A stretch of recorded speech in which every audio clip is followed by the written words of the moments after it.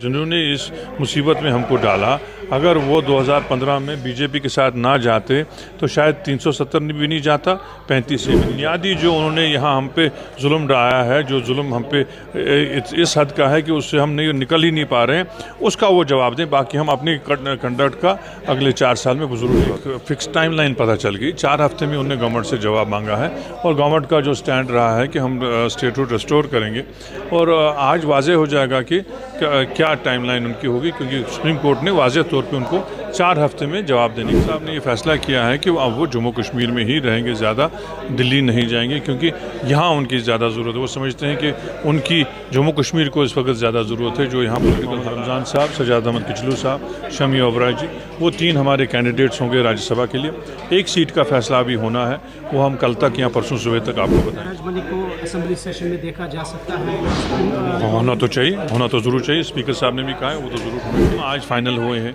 Strategy एक आधे दिन में बनेगी। 13 तारीख को फाइनल जो है नॉमिनेशन बनने का डेट है, इसलिए 3 कैंडिडेट्स का आज हमने जो है यहाँ पे फैसला करके आपको सुनाया।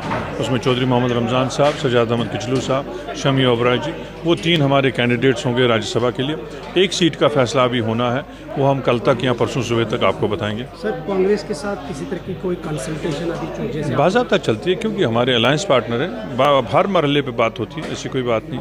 अभी जो कि बडगाम में भी बाई इलेक्शन से नगरोटा सीट पर भी, तो नेशनल कॉन्फ्रेंस का क्या इसमें? उसमें सबसे पहले तो यह है कि वहाँ के साथियों से बात करनी पड़ेगी, चाहे नगरोटा हो चाहे बडगाम हो, वहाँ के लीडर्स से बात करनी पड़ेगी, वहाँ के साथियों से बात करने की, फिर पार्लियामेंट्री बोर्ड बैठता है, फिर फैसला किया जाता है कि इलेक्शन कौन लड़ेगा। उसमें थोड़ा बहुत वक्त लगेगा, क्योंकि उसमें अभी टाइम है।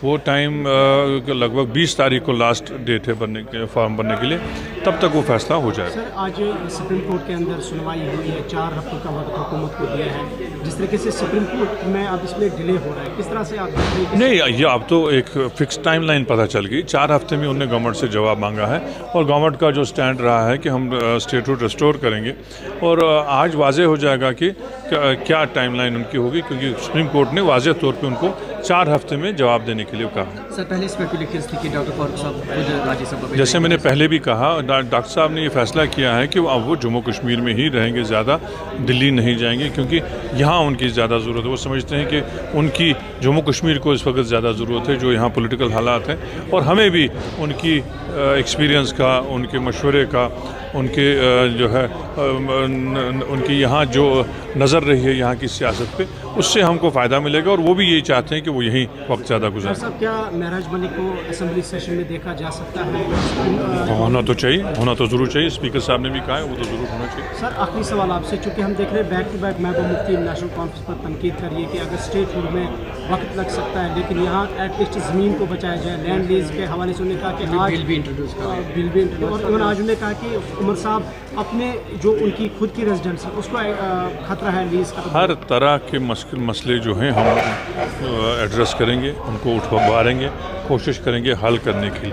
लेकिन वो पहले अपने आप से सवाल पूछें कि जिन्होंने इस मुसीबत में हमको डाला, अगर वो 2015 में बीजेपी के साथ ना जाते तो शायद 370 भी नहीं जाता, 35 से भी नहीं जाता।